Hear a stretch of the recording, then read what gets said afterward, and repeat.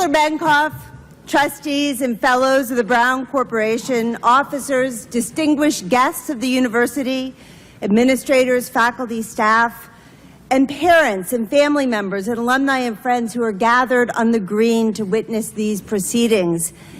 And most importantly, to all of you who sit before me on the eve of your graduation, excited, hopeful, eager, I suspect more than a little sleep-deprived.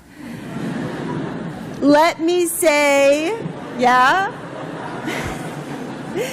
let me say welcome and congratulations to the brilliant Brown University class of 2017.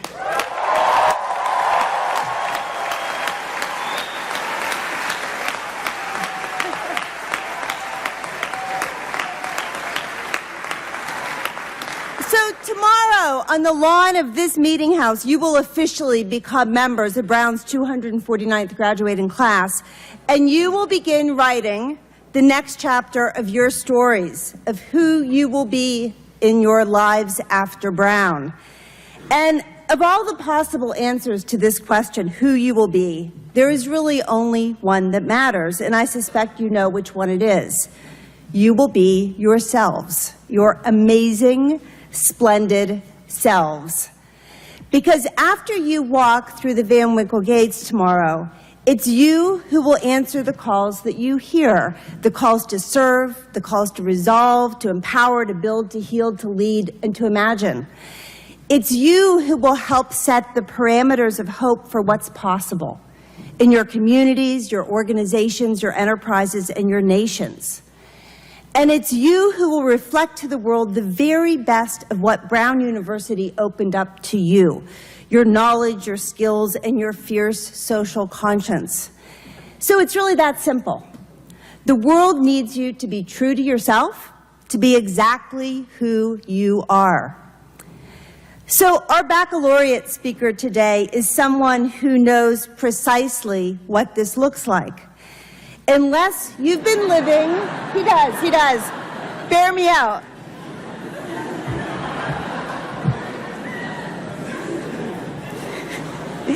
Unless you've been living in a cave during the last year or so, off the grid, completely unplugged, or you've come to believe that all news, especially entertainment news, is fake news, you know about Daveed Diggs.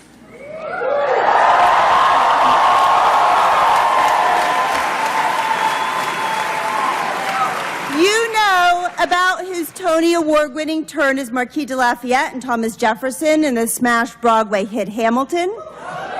Yeah? You've heard his rap group clipping lay-down tracks that use crumpling beer cans and smashing cinder blocks and beeping alarm clocks as backbeats to his gritty lyric stylings. You actually heard that? Yeah, sure. Nobody bought that record. And you've seen him on TV, on Law & Order SVU, or Get Down on Netflix. Maybe I haven't seen that one. But does all of this mean that you really know Daveed Diggs? Nope, not even close. Daveed Diggs is about many things: unfettered expression, underground fringe, experimentation, mold breaking, delighting in contradiction, and as he noted to Esquire magazine, being, quote, the most charismatic person in the room. I said that about myself? Yeah. I was talking about But here's the serious part. Daveed's true gravity comes across most powerfully in his utter liberation. In his life and in his work, he occupies a creative space that is virtually free of boundaries. We hear it in the way that he's talked about his theater arts exploits at Brown, when he blended forms and put out his play Sweeter Than, which fused crowd interaction with hip-hop. And we hear it in the way he's talked about clipping's music as, quote, pushing genres as far as they can be pushed. And we hear it in the way he's talked about how his core interests, history, rap, and stage, all came together in Hamilton. And we hear it in the loving ways he talks about teaching spoken word performance to teenagers at Youth Speaks in his native Oakland, California, and with the arts literacy program at Central Falls High School right here in Rhode Island, coaching those young people to find their voices and creating a space where they can be heard on their own terms. Now, one of the most iconic and really prescient images of Daveed Diggs comes from a senior profile piece in the Brown Daily Herald from September 22nd, 2004. Do you remember that? Okay. Daveed is described as strolling across the main green, oblivious to a soaking rain, headphones on, and, quote, sporting his signature fluorescent colors, yellow rubber overalls and a tangerine orange bandana on his head. And so when we conjure up that wonderful image, the expressive attire, the music taking him places, the squaring of a torrential downpour with a casual gait, I imagine many of us would think, that's him, that's Daveed being Daveed, and we would marvel at the liberation. But that's not the best part. What comes in the next sentence in this article is that he tells the BDH reporter that, quote, on gloomy days like this, I like to brighten up my own scene. So tomorrow, you did. The Brown Daily Herald never gets it wrong.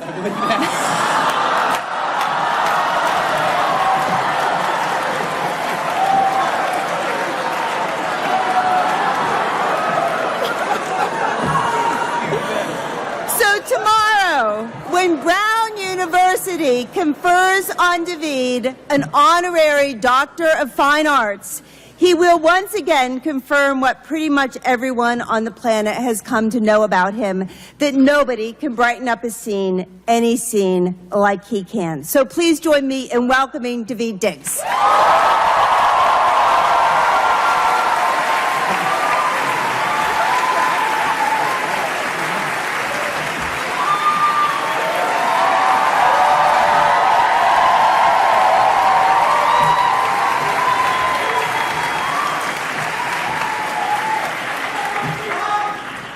Pour me some water. That was the best introduction I'd never. That was crazy. Thank you. Thank you, Madam President. What do you call, I don't know the formality. Faculty squad, thank you for having me. Class of 2017, what up, though?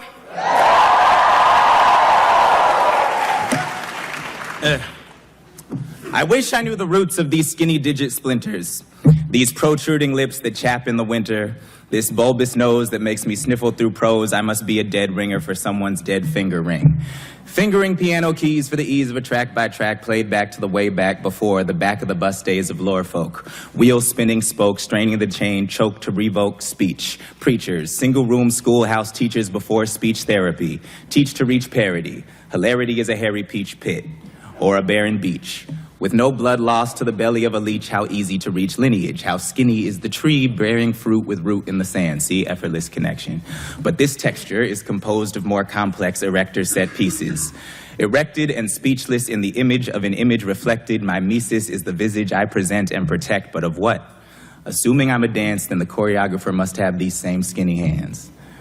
This is for anyone who has ever gone to sleep, hand outstretched, reaching for something that hits deep. This is for anyone who considers herself matter, too diffuse to be held and too bound to scatter. This is for the nomads who thought they had it right, now bartering with a snowman for his corncob pipe. This is for the boys and girls kept in mint condition. This is for anyone who will listen. I wrote that piece here in 2003. It's called Nomad, and it's from a rap adaptation of Gene Toomer's Kane called Sweeter Than, that Elmo Terry Morgan and Marsha Z. West, may she rest in power, and all of the academic saints at Rights and Reason Theater poured what in hindsight must have been, yeah, give it up for Rights and Reason Theater.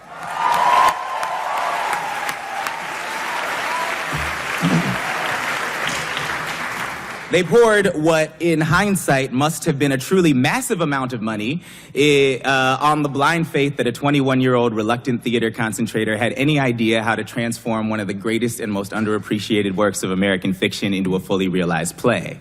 And reciting those words again now, it kind of sucks, right? I mean, like, a little bit, a little bit that my mimesis is the visage I present. What the hell, dude? You're like 21, what do you know about it? Hitting the block like a hammer, hitting the nail on the head, and came from a city where hammer made hits and kept people fed and fighting for Fetty. We hitting the block with hammers and headed into the gritty and ready to rack a catch till they dead. By committee decided whether to ride at another sucker and fire him like it's early retirement. I am who they admire and wishing to walk a mile, and my zapatos are holy from grinding. Now cue the violin. I wrote that just to stunt. There's no reason.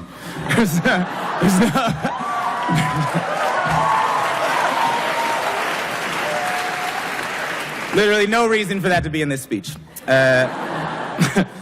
Daveed Diggs was born on January 20th,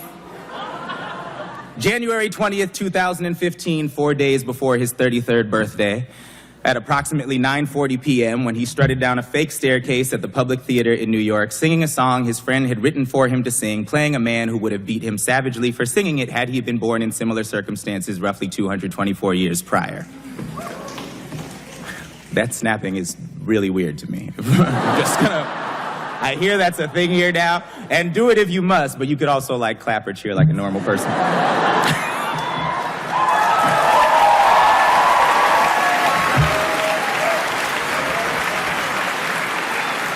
I ain't trying to, like, restrict your way of expressing yourself, whatever.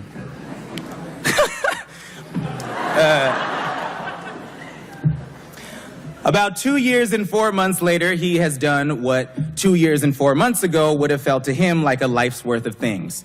2 films, 2 arcs on popular TV shows, 2 tours, produced a pilot for a major network that was picked up, appeared on late night shows as a guest on a couch and as a performer, attended countless red carpets and cocktail parties and award shows, and probably too many speaking engagements, and if he's being honest, he shouldn't be here right now because he's in the last 2 days of pre-production for another thing he is cramming into a life that feels too short because it didn't start until he had already lived nearly 33 years.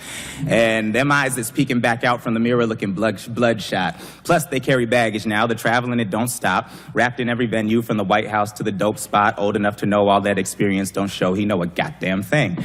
Got a hot damn singing that she love him. He should probably find a rock, but she don't apply no pressure. She a diamond too.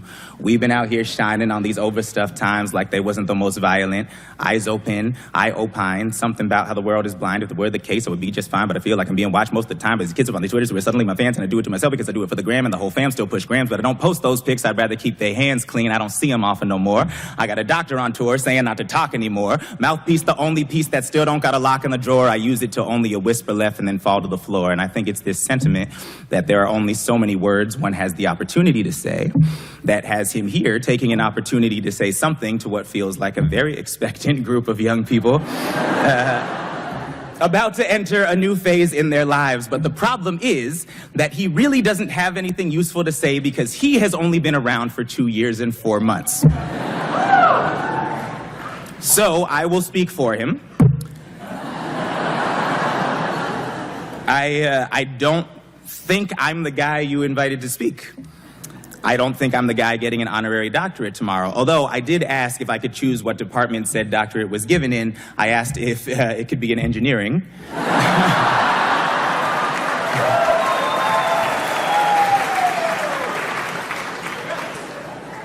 I was told it could not.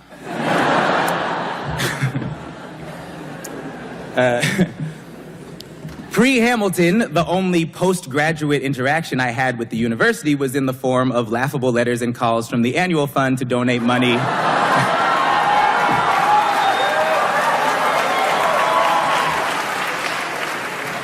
To donate money that I did not have.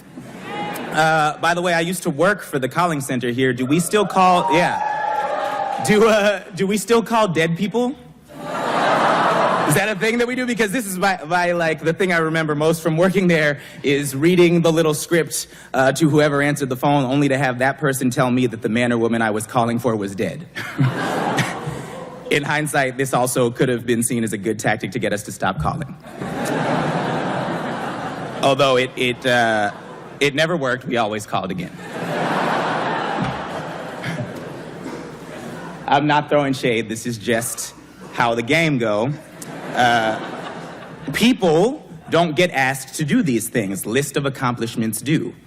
And then we sort of struggle to give context or justification to these accomplishments that mostly feel like accidents. I'm much older and less interesting than Daveed Diggs. I am far less sure of myself, although not according to that article that apparently I said I was really charismatic. But I will tell you what I know, and maybe you'll find it useful. I sat right over there in 2004. I think. Although memory is a funny thing, Daveed Diggs made this very heartfelt speech at the Tonys, and it was like broadcast to millions of people. And it was a speech about his dad wearing rainbow tights. And my mom recently sent me a picture of the actual event he was referencing, and Pops was for sure wearing navy blue sweatpants. And I had on a rainbow tank top, so Daveed Diggs is also a liar. Anyway, in 2004, I sat somewhere here or someplace else after either walking or not from a classroom or green or something. I'll be honest with you, I don't remember commencement. Not because I was drunk, although I hope at least some of you are, because this talk is probably better. Yeah, lit section, I heard you. Just flasks in the robe. I don't remember the baccalaureate speech or the performances. I don't remember being handed my diploma. Sidebar about the diplomas, though, are they still in Latin? That's a thing. So do yourself a favor and get an official translation of your diploma, because I know from experience that when applying for a job as a substitute teacher, the clerk of the district office is neither amused nor impressed with your framed gibberish.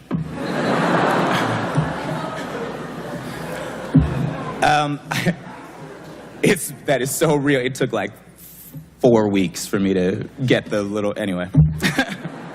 I don't remember these things. Not because they were unimportant. Quite the contrary. I was the first kid on my father's side of the family to graduate from college. I had accomplished a thing that...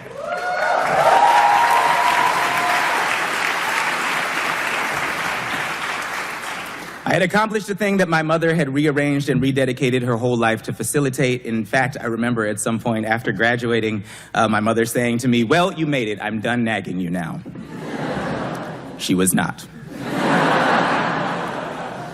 Daveed Diggs' mother is also a liar. She's for sure gonna see this and then nag me about that. I had gotten to what I had always imagined was an end game in terms of my formal education. I mean, I'd been in school as long as I could remember, and it was done. It was a big deal. But it was another birth, and nobody actually remembers the circumstances of their birth. We have to be told them. I'm told I was born in 2 hospitals, that my mom went into labor and went with my dad to Highland Hospital in Oakland, as was the plan, but when the doctors there refused to allow her to have a natural childbirth, they picked up and drove to Alta Bates Hospital in Berkeley, saying, "You can give us a room or we can have this baby right here in the lobby." Daveed Diggs' parents are gangsters. And so here you all are, being born, maybe with a little more agency than last time. And I actually think it is imperative that you keep alive the story and the circumstances of this birth. That you were born into a time in our country that feels different than any I have lived through. I was on a boat with Sonia Sanchez the day after our last election, and I'm gonna pause there and repeat that because that is the coldest name drop you ever heard. I was on a boat with Sonia Sanchez. That makes it sound like it was like a 2-person like sailboat, and we were just drinking mint juleps, and she's like telling me about the Black Arts Movement and the Civil Rights Movement, and I'm like talking to her about clothes from Zara fit funny or whatever. But we were actually on a massive cruise ship with like thousands of people, and we're about to do this performance, and a bunch of artists my age were in the green room having psychotic breaks about the fact that the trajectory of our country had overnight gone from one of hope to one of hate. And finally, someone had the good sense to talk to the living legend sitting calmly in the corner about what she thought of the whole thing. And Sonia shrugged and said that she had watched them kill Martin and Malcolm and Kennedy, that she'd lived through Reagan. She said, "This is how it goes in America, 3 steps forward and 2 steps back always." She said, "You just put your head down and keep fighting." And we all stopped whining. You're being born into a time where our country is as divided as it has ever been, where there are no easy answers, where there is no certainty about how to get a job or what constitutes a family, where the news is fake but more real than the alternative facts, where science is ignored but the globe warms anyway, where mezcal may be the most popular alcohol in the country but we're building a wall along our Mexican border, where gender is false but women still earn disproportionately less than men, where race is false, but black boys are still disproportionately gunned down by police. Brown boy sitting on his knees with his eyes shut, hands behind his head, fingers folded, pinkies up, saying he ain't even do nothing what you want. They threw him on the ground when he called them all punks. Retro blue and white Jordans tongues out. Over the black jeans cuffed just the right amount, so that they bunch by the calves how we like. Just ran out of boxer briefs, so we wearing tighty whities and the white t-shirt and the breeze catch it just so. Pushing it tight against his chest and the red hole is getting wider as the blood is seeping through the fabric and pulling on the ground. He looks down, automatic, and the dark pavement gets darker when it's wet. He's losing balance slow, but his hand's on his head, so his face hits first and his eyes go dead and the air is sucked out of the world with his last breath. Time has made a choice of what to keep and what to throw away. Everything ingrained comes to a point so sharp could cut a piece a day, and it bleeds on the ground. Keep your knees on the ground where they belong. Keep your knees on the ground where they belong. Just a couple weeks before I moved to New York to start rehearsals for Hamilton, I was riding my bike from my apartment in LA to pay rent. My landlord wouldn't accept checks, so I had to take cash to a nearby check cashing spot that did free money orders. And a police car comes careening around the corner, and two officers jumped out and pulled me off my bike and threw me against a fence of my neighbor's house, grabbing my hands and cuffing them behind my back. 1/27th of a second between when the trigger squeezed and the bullet hits my back. We are this close. His breath is hot upon my neck. My hands are folded on my head. I'm doing everything he says. I know how this goes. My nonchalant demeanor is normally meaningless, but if I live today, I know that this will be the reason why. The badge he thinks gives him his power lets me know that actually at this moment he is every bit as scared as I. He's been trained that I'm his enemy in an institution whose motto is to protect and serve. If this is what I can expect for protection, then having that as a motto seems a bit absurd. He never questioned who he was in service to, and let's be honest, man, a motto's really just some words. I know the pen is mightier than the sword, but can it stop a bullet, homie? I'm just not sure, and it's just hot. Los Angeles, summertime is the scandalous ripening of desires and fires that we have bottled up. It ain't no water, so cooler heads aren't often an option. My sweat is popping. If there's a positive motto, what is it? Since Rodney King on the TV, the LAPD is more a monster than Manning. I managed with it. My pride doesn't want to let me succumb. I could die just a couple of steps where I reside, and I am not the only one. I exhale and keep my voice low. Yes, you can search me. No, I do not have any weapons you should know about. My backpack is gym clothes and rent money. Sir, may I go now? And another part dies in politeness. At least not the part that can write this. But it's only so many times I can bite this tongue, and I'm not the only person who feels like this. This is what you're being born into. And honestly, thank God it is y'all. These times, in many ways, defy explanation. What these times really need are people who challenge all explanations, who never thought outside the box because they never accepted the premise that there was a box. And I know firsthand that the survival of things like Spring Weekend or like the interracial dating forum, is that still a thing? If you survive those things, then we are breeding these kinds of people. Our world desperately needs you now. We need your new ideas because our old ones have made a big mess of things. If you're like I was, you're a little nervous in this moment. You know that a lot of people sacrificed for you to get to this point, and you feel like you owe them a great success story. But also, if you're like I was, you also have no idea what you're going to do after tomorrow. Maybe you have a timeline in your head, some date by which you are supposed to be successful. Let me tell you how that went for me. I went to London for a week with the track team, then I moved back home with my mom for longer than I'd like to admit. I did a bunch of plays you've never heard of. I started substitute teaching. I got a place in Fruitvale in Oakland with one of my best friends from here at Brown who had moved to the Bay Area because he didn't fit in anywhere else. I decided I needed to try to live in New York. I couch surfed in New York for 9 months, often sleeping on the subway. I auditioned 10 to 12 times a week, booking nothing. I ran out of money. I used my mom's frequent flyer miles to move back home. I did a bunch more plays you've never heard of. I designed rap curriculum for Bay Area middle schools. I fell in love several times. One of those times prompted a move to Los Angeles. I landed a commercial agent. I auditioned for a lot of commercials. I booked one. It was a McDonald's commercial that I booked the same week as I had also agreed to do a reading at a theater in Berkeley and had said I would attend my best friend's bachelor party in Vegas.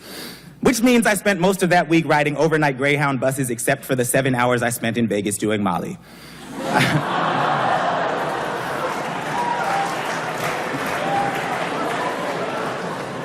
I started a band called Clipping that nobody liked.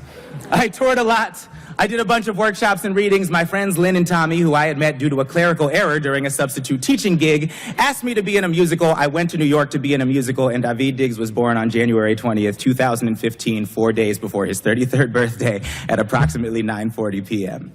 And I don't feel successful, and neither does he, if he's being honest. But we know he has trouble with honesty. So the best advice that I can give to those of you who are worried about the when of the rest of your life is stop tripping. I'm sure you will all have long lists of accomplishments and multiple rebirths. Some of you will have accomplishments that are asked to speak at colleges or other prestigious institutions. Dope, do that. They all add up to a pretty silly speech. But the work for you and I and us all in this is the day-to-day. It's the stitching together of a nation divided. It is in the honest effort to understand the circumstances that the people around us were born into. It is in the boxless thinking. So remember the circumstances of your commencement. Take note of the world you were born into. Tell and retell your birth story. And by all means, forget this speech. You are destined for much, much greater things, and I am so excited to witness it. Thank you so much for having me, class of 2017.